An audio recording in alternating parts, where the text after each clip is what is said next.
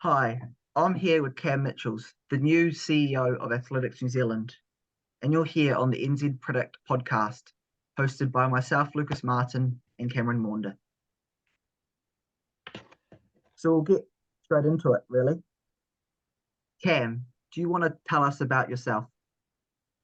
Yeah, look, thanks, guys. Appreciate the opportunity to be on your podcast today. So, yeah, myself. Well, I've obviously been in the athletics hot seat for 8 days now. So, I've been spending a lot of time sort of just engaging with stakeholders and staff and trying to get up to speed as quickly as possible. But in terms of, I guess, my background, Auckland was home originally.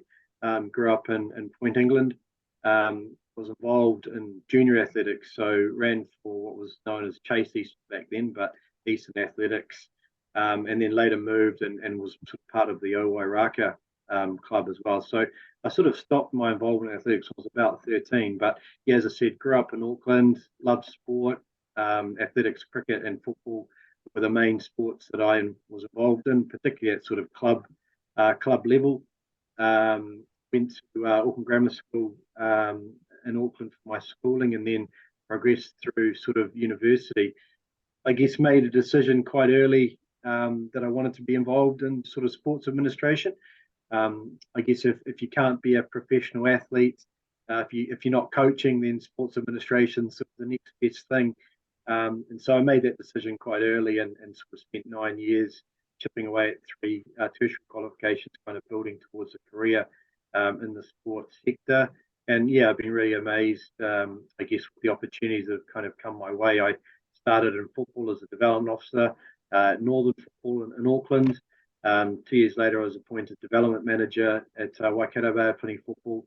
And then after 4 years working, I had my first CEO role. So amazing to get that opportunity to be young in my professional career.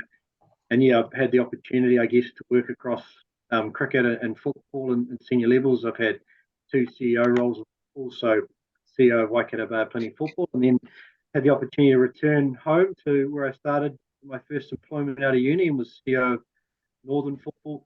I then moved to New Zealand Football and was 2IC there, sort of overseeing the domestic game, competitions, development, funding, those sorts of areas. Had lots of great experiences at New Zealand Football, sort of travel globally, was quite involved in sort of Oceania football, so quite good connections through the islands as well. And then moved into a role in cricket, so moved down to Wellington, which was a pretty amazing experience. And yeah, had the opportunity to run a professional sporting franchise, community cricket, but also oversee the Basin Reserve and significant redevelopment there. But I guess the excitement of sort of leading major events. So I've got two young children now, so a relocation to Auckland is a bit trickier with a young family, and we're just sort of working through that so that we're all set up in Auckland, and obviously I'm able to contribute as much as I can to the future of athletics. Yeah, so you have got a long-standing history of sport and athletics where you've started from. Would you like to tell us about your goals for the job, and then leading on to that, your leadership style and your likeness for vulnerability in the workplace and everyone to be on a equal level? Yeah, I guess in terms of goals for the sport, there's really two critical elements for athletics. We want as many people involved in the sport, participating in the sport, having a great time. So, participation drives a whole lot of involvement from officials, coaches, club administrators, etc. But the core element is making sure that participant experience, whether that's at a club level or at events, is incredibly positive. So that's kind of one work stream. And then we've obviously got the other side where, it's about producing moments of magic for our country on the international stage. Gold, bronze, silver medals at World Champs, Paris Olympics, etc. So those are kind of the two work streams. And I guess underpinning that is making sure you've got the financial resources in place to deliver. And then, yeah, as you touched on, ensuring that you've got a really great culture and that people feel empowered and aligned to working toward that vision. So, yeah, that's, I guess, sort of my style and my approach around building teams. Making sure that we have got an aspirational vision. We're all aligned on that. we're all moving in the same direction. And I think, look, underpinning that is sort of ensuring that as a leader, you are human. You do show your vulnerability. You're authentic in your approach, particularly with your staff, but also your wider stakeholder group. And I guess, as part of that process, what I've found to be particularly useful and sort of rely on is really the emotional culture of a team. So, our emotions, how people make us feel, kind of drives everything essentially. And so I'm really big on, I guess, ensuring that the emotional culture as a foundation is very, very strong. People understand each other, strengths and weaknesses, and we have a collaborative approach to how we move forward as a group. And I guess, reflecting on the athletics role, the initial starting point for that is the direct team, the staff, and then we sort of move out from there with the key stakeholders, particularly the centres and the clubs, and ensuring that athletic network and the wider community is as cohesive as possible, and ultimately trying to pull in the same direction so that we can use our limited resources to have as much success as possible. Yeah, that's really important, that wider community engagement, and then even your tour around New Zealand is very helpful for that. Cam, do you want to ask the next question? Or Yeah, Cameron, I should say. Yeah, a bit confusing with tours online. Yeah. yeah, but bit awkward.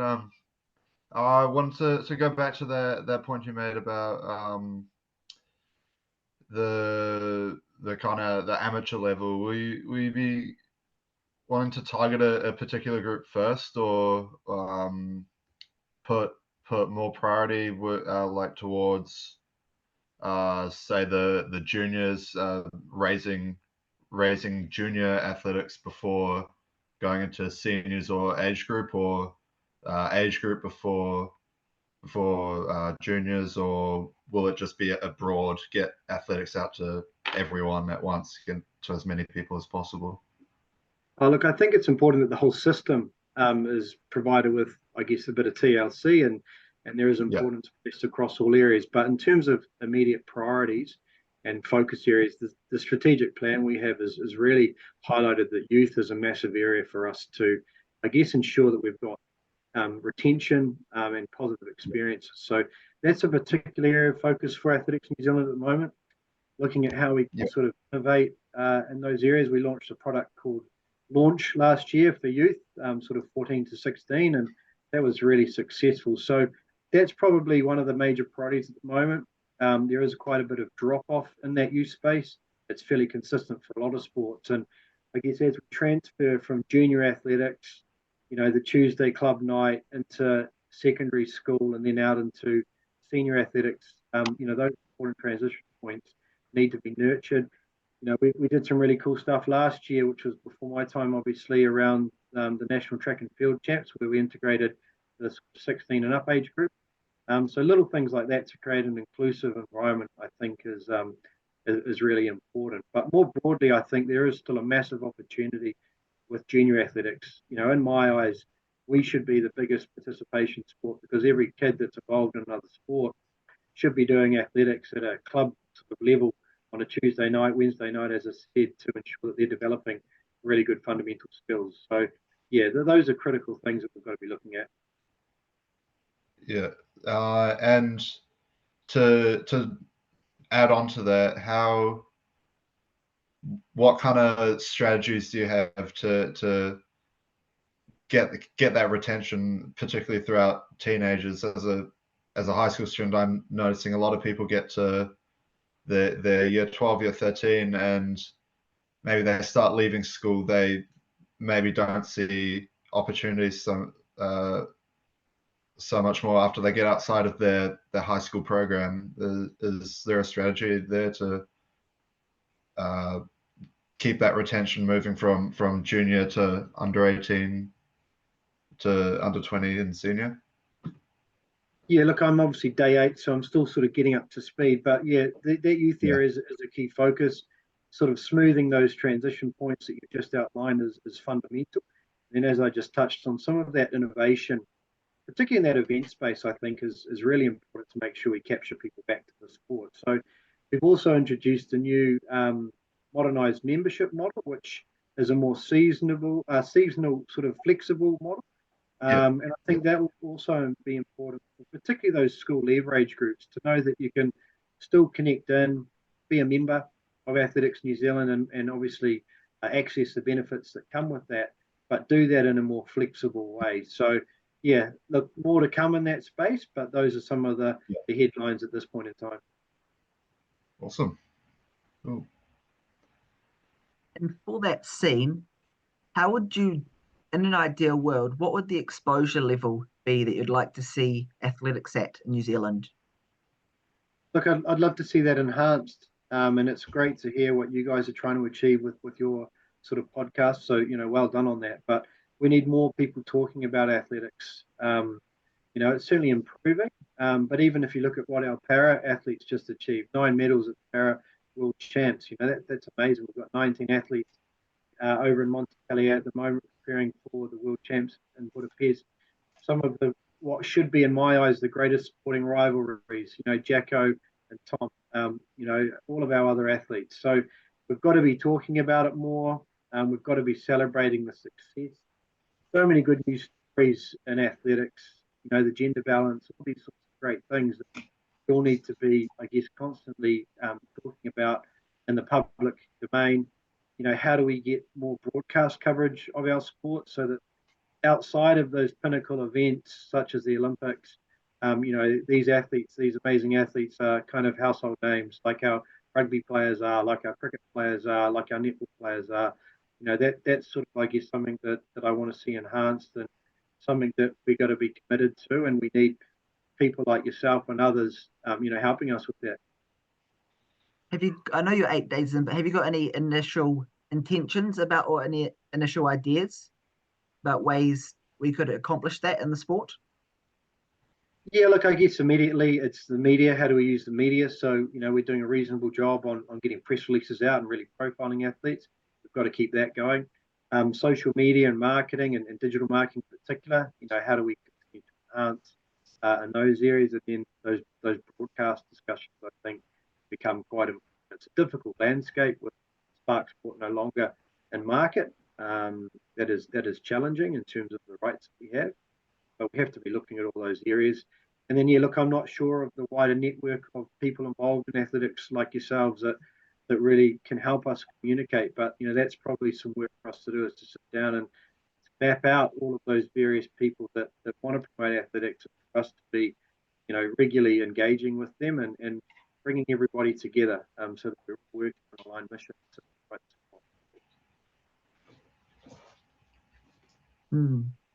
Does Cam want to ask our next question? Or Cameron again?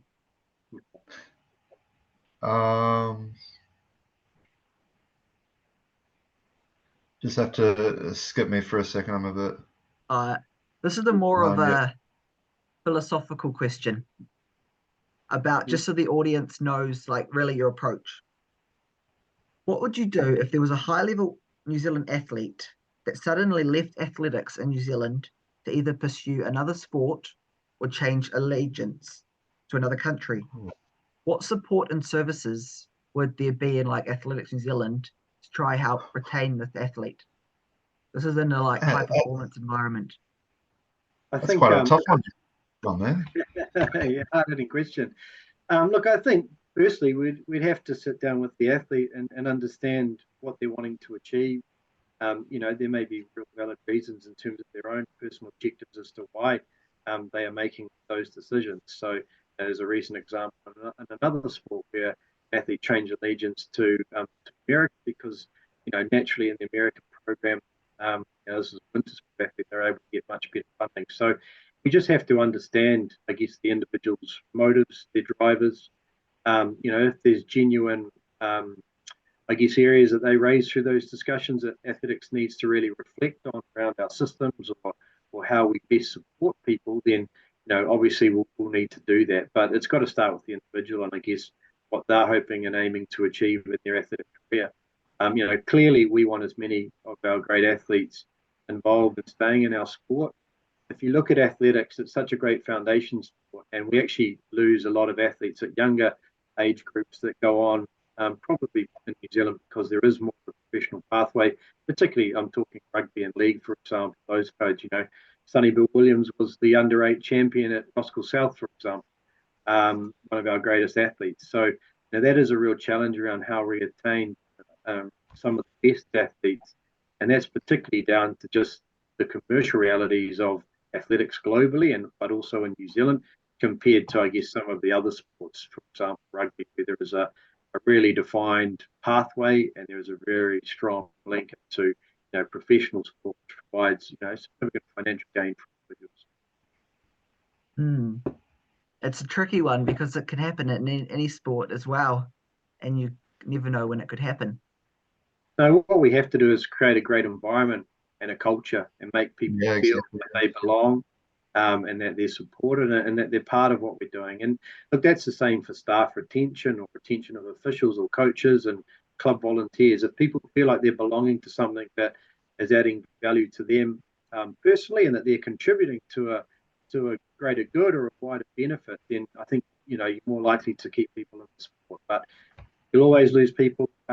But as I said, it's really about understanding individuals' motives as well. Yeah, those officials and volunteers that you talk about, they are the on-the-ground heart of the sport as well.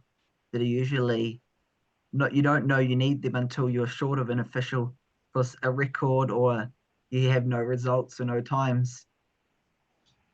Yeah, look, 100%. They make the sport happen, right?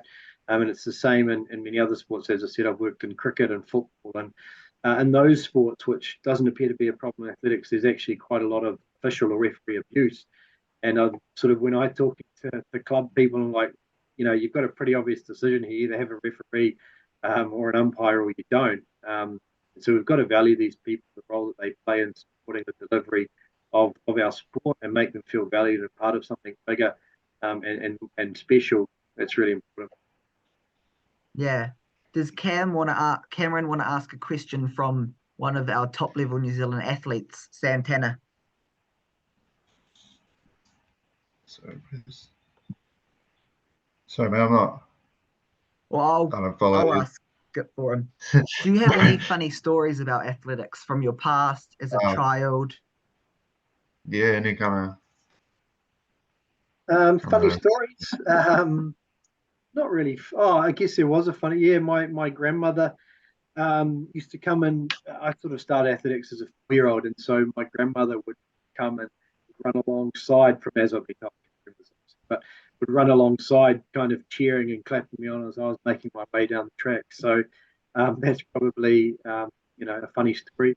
I also had a really great experience, just a great life experience. My first trip overseas as a young person, and had the opportunity to go to Australia and be part of what was then the Trans-Tasman athletics team, and competed over in Australia. And an amazing life experience to travel, to be part of a team. We got to go to up in Canberra and look at the Institute of Sport in Australia, and just sort of being part of those kind of experiences were pretty amazing. And even now, the age I am, reflecting back when I was sort of doing athletics in Auckland Champs at Mount Smart Stadium, when it was, the number one was not a rugby league ground, it was an athletics track post Com Games. That was amazing, like lining up at the start line, and you've got the massive grandstand there, and these events are pretty well supported with parents and family members, etc. So I remember those quite vividly, and very good memories. Yeah, Lucas, did you do Trans-Tasman? I did not. I think that finished a little bit before I started in athletics, because it's been my younger brother did that, and yeah, he had a blast as well. It was here in Auckland when he had it, and he had that great time, and had a little mate that must have just moved to Australia. Gone to little athletics over there, and didn't speak a whole lot of English and stuff. So we were trying to have a bit of a time working out what he was trying to get to us, and when he was trying to get back to his mates with the Australian team. And yeah, Trans-Tasman stuff is quite a good little opportunity. Yeah. Yeah, no, it was a lot of Uh, fun, that's for sure. yeah. Yeah. Good memories. Yeah. I want to ask that. What's something that's kind of inspired you and inspires you in this new role in the world of athletics? Something just anything from overseas or in NZ in particular, something that kind of you keep with you to drive you. Look, I think in terms of my observations, initial observations, I've been pretty inspired by some of the staff, and just reflecting on, as I said, our para success. So someone like Raylene Bates, I had to catch up with her this week, and she's just been announced as the chef de mission for the Paralympics, which is incredible.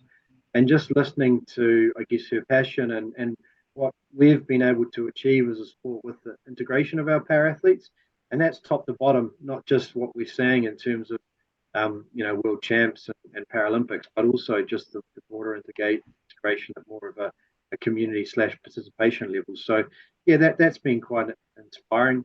I mean, it's always people, right? It's always the people that you sort of meet along the way, and hearing their stories and understanding their motivations and I guess some of that great work that we're doing is pretty inspirational.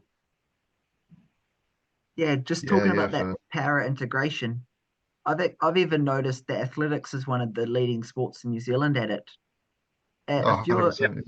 I've been to a few of the Athletics New Zealand camps, and they are all about integrating the able-bodied and the para athletes all together, and even letting some of the able-bodied athletes experience what it's like for some of the para-bodied shot put, the sitting shot put. So it's really good in that regard, getting the multi ability athletes to cross over.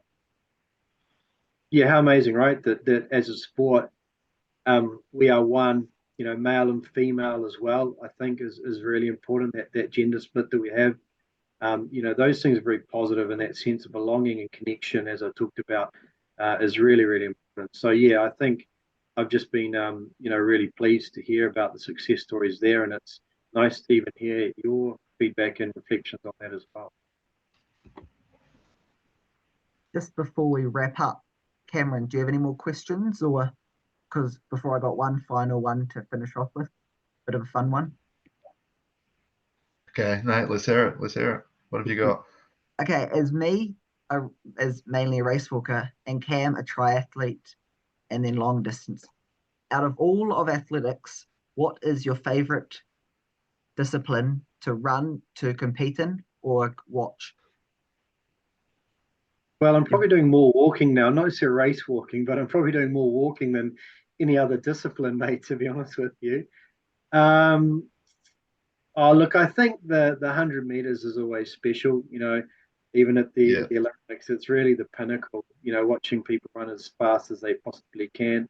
I mean, the pole vaulting sort of spiked my interest clearly due to our success in that space. And it's amazing to see people jump as high as they possibly can. But, fundamentally, we want to see people jump high, jump long, throw things far, and run as fast as they can, depending on the distance. And I think that's the beauty of athletics. It's a pretty simple sport to consume as a fan. And that's why we've got to do our best to profile it. But yeah, if I was to pick an event that I wanted to watch and I was unbiased around supporting our great athletes, then it would probably be the men's 100-meter final at the Paris Olympics.